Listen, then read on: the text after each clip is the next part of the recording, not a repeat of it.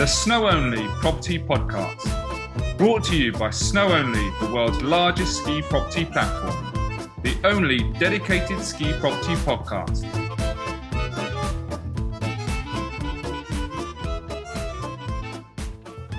Welcome to episode 4 of the SnowOnly Property Podcast. We have Angel Belanche, who is a real estate asset monetization. Well, that's your job. Works in Andorra, and his brand is Sotheby's Realty, and I'm really looking forward to speaking to him today. He's going to cover lots and lots of topics. I must admit, I've never been to Andorra before, so I'm looking forward to hearing all about the area. I think the closest I've been in Barcelona. Angel, welcome to the SnowOnly Property Podcast. Thank you for having me. Yeah. So tell us a bit about your experience, your agency, the history of Andorra. Have kind of a brief overview kind of to get the listeners interested.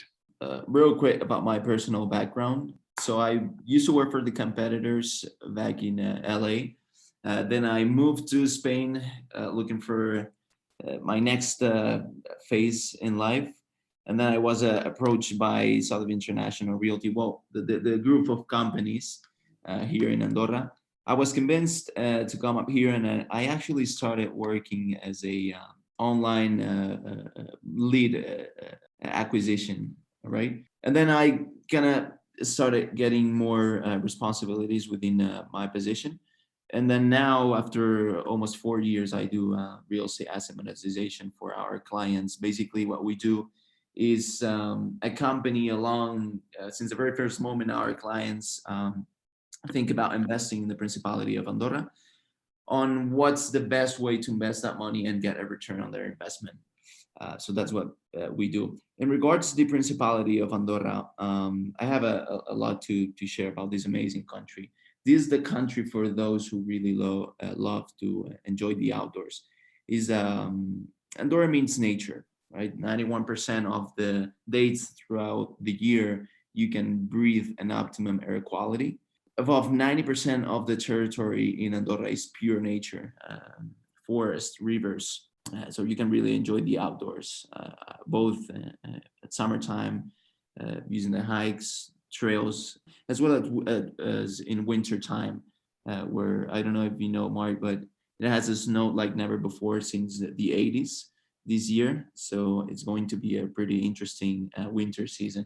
The last thing I would like to say is that 10% of the territory in Andorra is protected by the UNESCO. And we're about to become the first country, fingers crossed, to become a world biosphere reserve country in the world.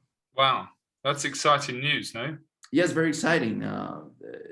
Andorra, again, it means nature. Besides that, it has a lot of factors that might influentiate someone to really is thinking about investing in the country or become a resident. And the nature is definitely one of the most important ones. And I'm eager to share somewhere with you. And what's the ski area like? What's the altitude, kind of like the kilometers of piece that you have? Typically, how far is your typical chalet from the slopes? Is there kind of ski in, ski out, or is it more kind of like buses? I'm interested to know it all. I believe there's more than 300 ski runs throughout the country. This is a small country with 450 square kilometers.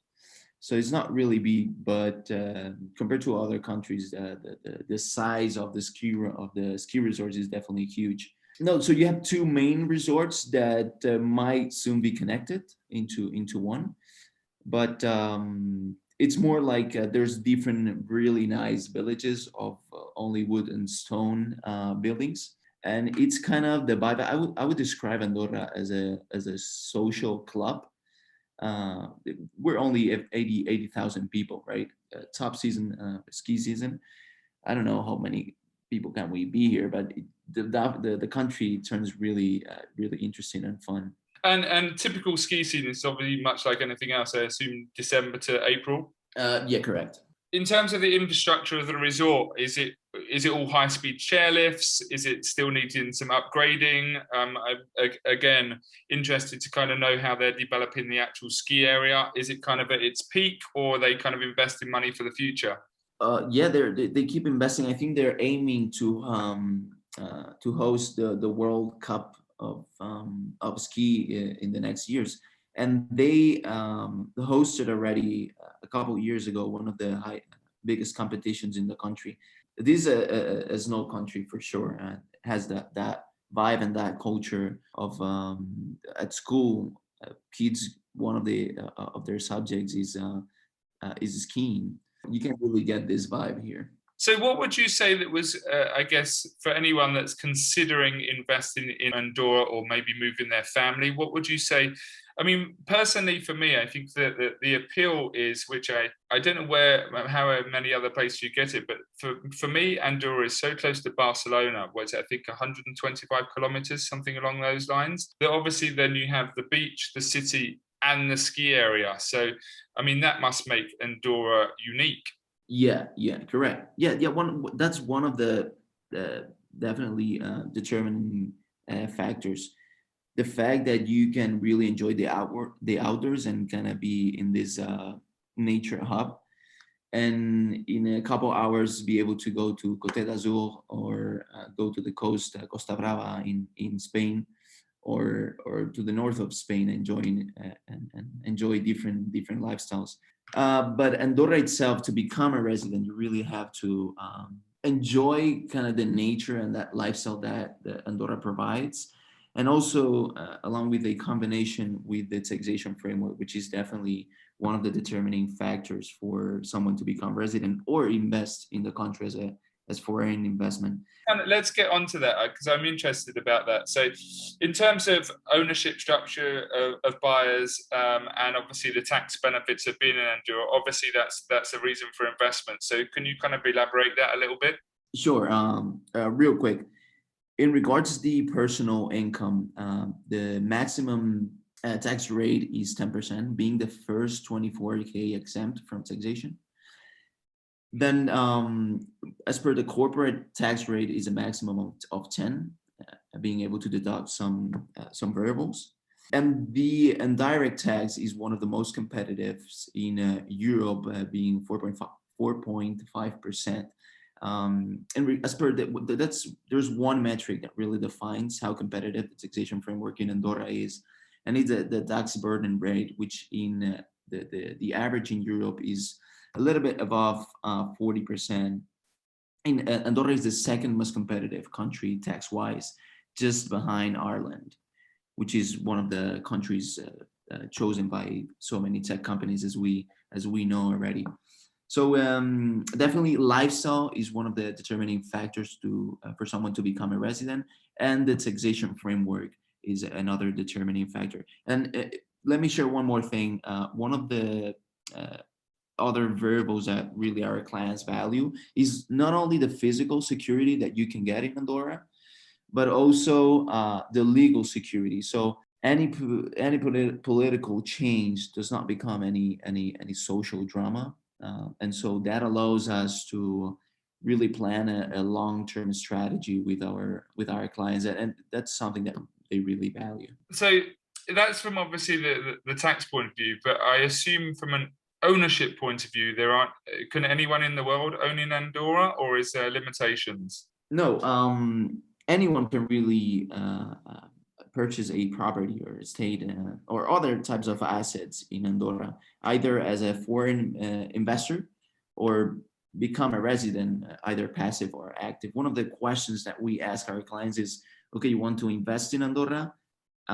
Does that investment come along with a change of residency, which is just a matter of paperwork, right? But yeah, anyone can really own an estate property in the Principality of Andorra and can monetize it as well, benefit from the taxation framework here. Yeah, so let me as we're on that trail, I will ask the question. So as I ask everyone, because it's important. So in terms of options for finance, is that something that people even consider looking into, or it's not even available? Yes, it is available. It is definitely an option, and we here in our company, we advise our clients what is the best way to finance their investment to get the best return.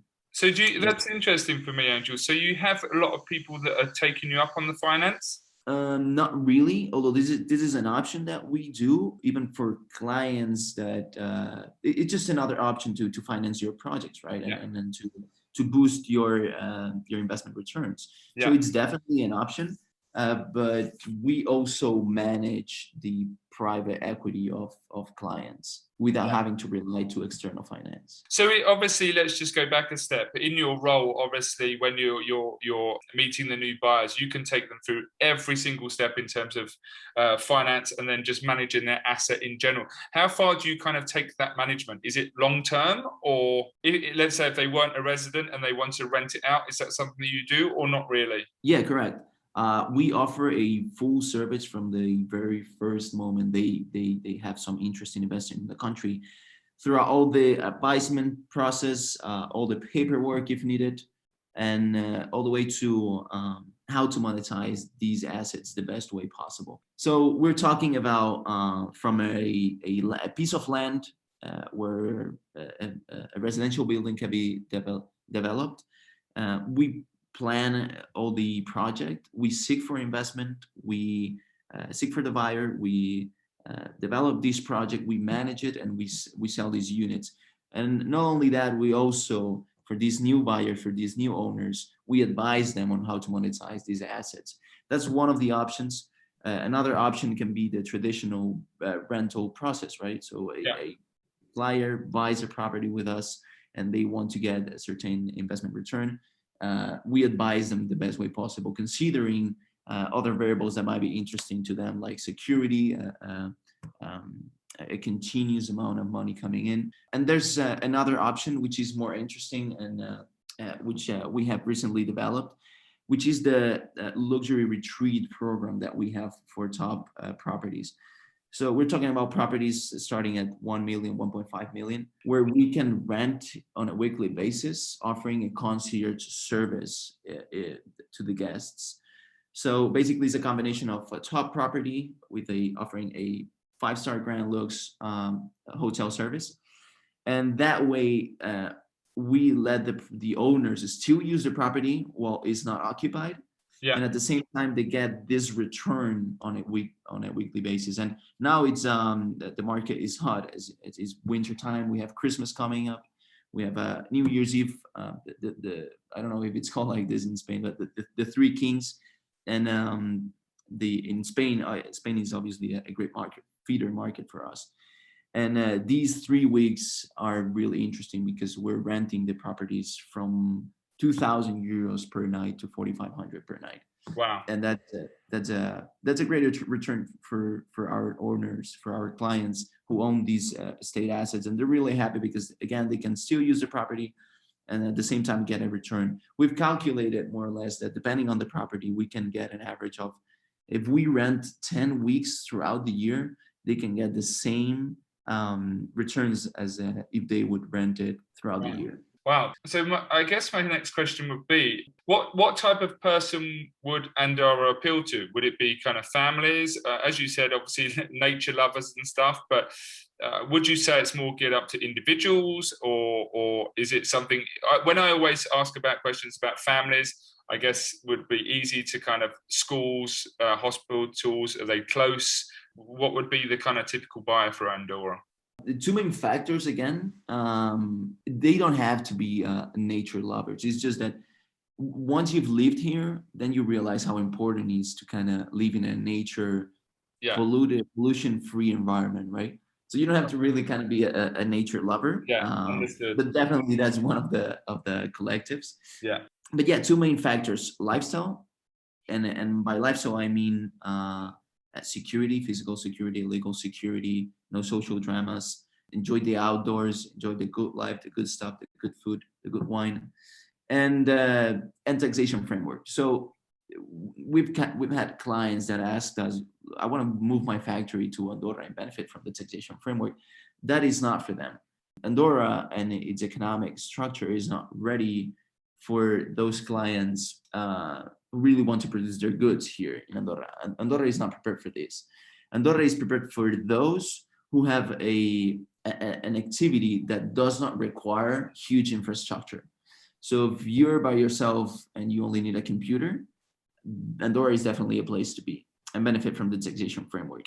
Andorra is really, for me, the country an opportunity. It has been for me from the personal level, and I think it can be for so many people, business people who can come to Andorra and move their economic activity in the Yeah. principality and benefit from the taxation framework. There's one thing that it's really linked to the real estate market, which is the passive residents, people who come to the country. They only have to stay 90 days throughout the year, so they can spend the other half of the year in the coast of France or in the coast of Spain, and then come back and they just become residents in the Principality of Andorra. The only condition is that they have to invest 400,000 euros in one of the assets, which among them is real estate, right? So buy real estate in the territory of Andorra. That is why the passive residency is really linked to the real estate market. In terms of the history of real estate, can you give us a little brief overview of the history of real estate? I'm always interested with ski resorts in terms of the opportunity for investment for new buyers. Do you kind of still see that? Is there opportunity in things like, I don't know, new builds, appreciation, land? Is there still that investment option for people that kind of wanted, or is it more for, I guess, like you said, lifestyle and, there's a resale market, but in terms of the, rental, you've obviously covered, but in terms of a capital appreciation, is there still an opportunity for people? Yes. Let me begin by saying that a huge change in the real estate market has always been linked to the economy of the country, right? Like in so many other markets. Before 2012, Andorra was a tax-exempt country. In 2012, they opened up their economy, and it became it ended up their tax-haven country. It no longer is a tax-haven country. And since then, everything has been more documented and it has become an open economy, right? I've collected some data that might be interesting. This data is released by the government, and it reflects how an opportunity investing in the Principality of Andorra still is. Besides benefiting from the taxation framework, the real estate market has been increasing. There's some metrics that reflect that the Principality of Andorra is still a market of opportunity when it comes to real estate. So the number of real estate transactions and the volume of these transactions has increased if we take back the last 10 years. And the estimation is that these will still grow. Another metric is the price per square meter. Last year in 2020, this metric was in between 2,000 to 250 for houses and 2,500 for apartments, right? That would be like the residential. The estimation for these data, for this metric, tells us that this value will still increase. So for those who are thinking about investing in the Principality of Andorra, and the real estate is one of the assets that they're considering, I think these are metrics that might convince them to move, because they not only will buy an asset that will increase its value in the future, in the short future, but also they can monetize it. And these monetization will be subject maximum 10%, depending on the legal structure that they have, right? But 10% tops. I don't know if that data reflects a little bit about the real estate market in Andorra. So anyone that's interested in buying in Andorra, obviously they can speak to you, no problem, and you can help them out with all of that. So I guess it kind of covers a little bit in terms of the future of Andorra anyway. As you mentioned, there's, with your metrics, that we can see capital growth, appreciation, rental. So I guess in terms of infrastructure, they're still investing in it. I mean, it sounds like an amazing place to be. I think if anyone's looking to invest in real estate, then Andorra seems like it's a real place to kind of consider. And obviously, you can speak to Angel about that. I know that you've got some really good new developments. In terms of the new developments, again, always interested in terms of appreciation. There must be still land that people are developing for new developments. Can you just let us know about the kind of new developments that are on the market?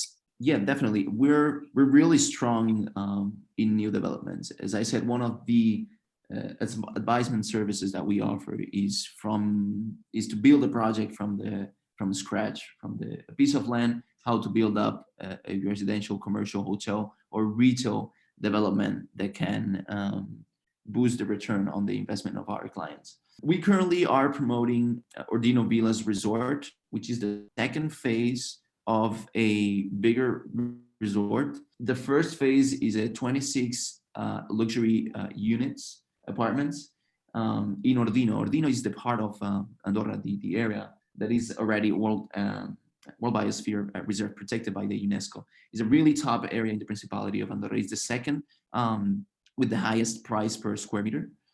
And I think we're a year away from finishing the first phase construction-wise, and we've already sold all the 26 units. So that's a good metric also that makes you realize that the demand is really absorbing this product.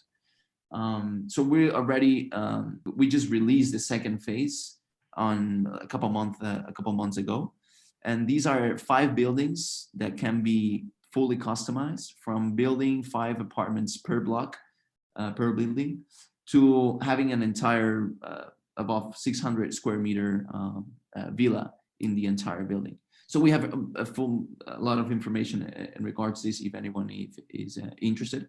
And this is, again, an asset that, as you can see, as per the demand that absorbed the first phase, that might probably sell soon, definitely before construction ends. Just while we're on that, what kind of facilities does the development have? Has it got swimming pools? What kind of stuff? Is it ski and ski out? What can you give us a bit of an insight into that in case anyone is interested in investing into the second phase? Yeah, thank you for asking that. I was going to move to the next development. Yeah, so in regards to this development, this is a closed residential area with security. The facilities are a shared gym, a shared indoor pool, although in the villas, if you want to buy a villa in this second phase, you can have an indoor pool or a gym in there as well. Also parking, even the parking has been designed so the floor is with this material that does not damage the cars at all. So as you can see, it's really a high-end product for high net worth individuals. And would you be managing that? As you said, you were going to take care of the concierge. Is that something that the development manages, or you can do that independently as well? Yeah. So on one side, we offer concierge services since we build the retreats, the luxury retreat rental of villas. We had to build a structure of concierge service. So we offer concierge service, although it's not our business core. We can offer that to the clients that ask us. And definitely this is a product that can be, that fits perfectly the luxury retreat rental of units or villas. And for this, although it's not finished, for the entire villa, you would probably get more than 4,500 per night, definitely. So you said you had another development. Let's hear about that. Yeah, Scallop Houses is the name of that one. That one is located in Engoleste. So it's at the mountain and it has tremendous breathtaking views over the valley of Andorra, the center of the Principality. Now, you have a 5-minute drive to the city center, and at the same time, you have a 10-minute drive to the closest ski lift. For that one, it's again a luxury new development, residential. It has about 12 units, and it has been designed along with the mountain. So all the units have an outdoor area, the terrace, which is 100 square meters per unit, the terrace only. Yes, and so you really can enjoy the outdoors, and you don't have anything above, regardless of what level you are. So you have that feeling that regardless of level 1 or level 6, you have the feeling of living in a penthouse. Just to point out, if for any of these developments that Angel is talking about, we'll provide links at the bottom so you can click straight on the links and then go through and speak to Angel. No worries about that. Actually, it's funny, Angel, we've just got to the last question. I'd say the question is, which we ask everybody, if you had 500,000 euros, what would you spend it on? What would be your choice of property? I guess it would be in one of those new developments if it's affordable. So if you had 500,000 euros, where would you be putting your money? First of all, with half a million, you can if you want to become a passive resident, with half a million, you can definitely do. What you have to do is invest 400K on a different asset to become a resident. Being one of these assets, real estate located in the Principality of Andorra. The other ones are bonds from the government, other financial instruments for private or public entities. But real estate is actually involved in 1 out of 4 transactions related to passive residency. So it's really an interesting asset.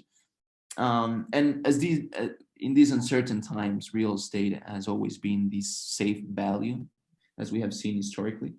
So what I would say is, if you have a million to invest, and you're considering real estate as one of them, you'll definitely, if you become a resident, you'll definitely have to live in this address, or either rent another one and just monetize this one. Mark, I'll allow myself to double this budget, and go to a million. For it.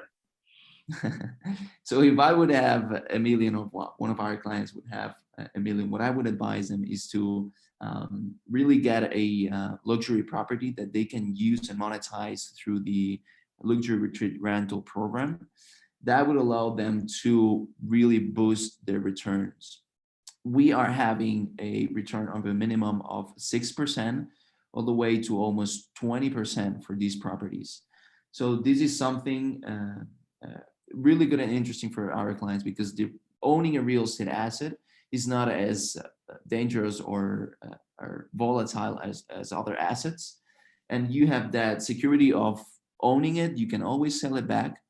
And if meantime you can get an 18%, 20% return on your investment, that's a great alternative valued by our clients. Well, Angel, honestly, I feel like we're going to run out of time, but I've got so many more questions you have.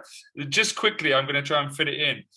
There's history of Andorra. So is there a real kind of disparity between, say, the old style properties in Andorra that maybe hold the better locations and the new build properties?